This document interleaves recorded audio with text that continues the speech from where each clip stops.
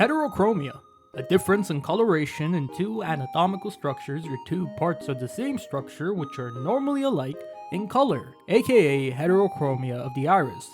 The odds of getting this, less than 1% of the human population. The odds of making it to the majors, 0.015 every 1 of 6,600 people.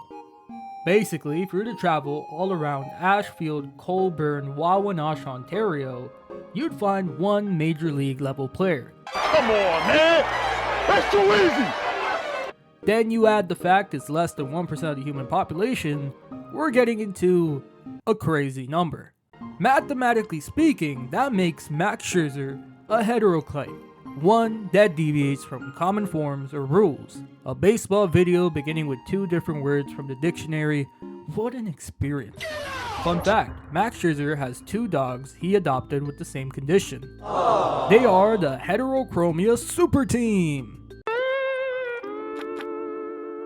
In all my years of watching, playing, and enjoying the game of baseball, Max Scherzer has always stood out. Now considered the grandpa of the 2026 Toronto Blue Jays is somehow defying aging. I'm tired of this, Grandpa. That's too damn bad! Thank me one day. His spring training stat line is all but certain he's about to be the number 5 starter of the Toronto Blue Jays. It's also been confirmed by John Snyder. Now, why make a video on him in general? Well, someone call an ambulance!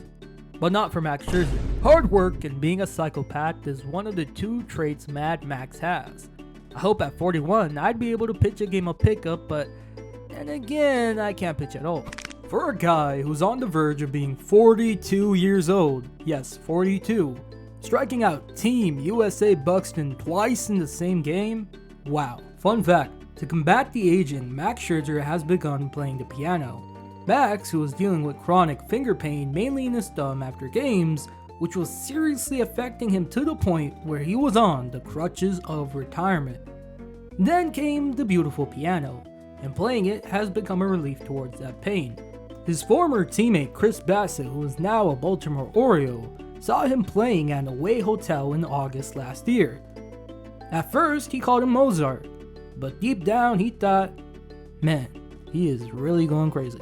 Like how you hop on Marvel Rivals or Minecraft after a long day of school, for Scherzer, after pitching, long bullpen sessions or a game, he is out here composing the next great symphonies that only Beethoven could match. His velo is still looking at a solid level, and the mix of pitches he has at his disposal should be more than enough for him to be a reliable 5th starter. The real truth of the matter is, unlike my good friend Garrett Temple on the Raptors, Max Scherzer provides you both production and the mentorship that can't be valued. Sorry, this is kind of a crazy stray, Temple. We are talking about a top 15 pitcher to ever play the game, mentoring guys like Cody Ponce, Trey Savage, and the rest of the crew. No other pitcher in Major League Baseball has a better blueprint on going from a solid starter to a Cy Young level player. Seriously, in 2K13 you could have got him for a farm prospect. By the show 14, he was untouchable. A special pitcher in his prime. Baseball heritage. Next, spasms in the 2019 World Series. The whole muscles that surround your neck are just completely locked up in spasm, and so for me it became impossible just to do any medial tasks whatsoever today. Wait, everyone, just pause right here. The amount of stars on the 2019 Washington Nationals is kind of crazy. You had 2 aces in Steven Strasburg, Max Scherzer, but then the lineup, you had guys like Juan Soto, Trey Turner, Ryan Zimmerman, and then Anthony Rendon before the money. My time has come. But back to Max Scherzer. To come out in Game 7, pitch 5 meaningful innings to get your team over the line, to pitch injured in Game 7 of the World Series is one of the greatest performances ever. Beating the Astros as well? Bonus points? Yahoo! Then, in 2025, the exact same formula appeared in the 2025 World Series. and he went 4 1/3, gave us a good start, and we didn't get it done.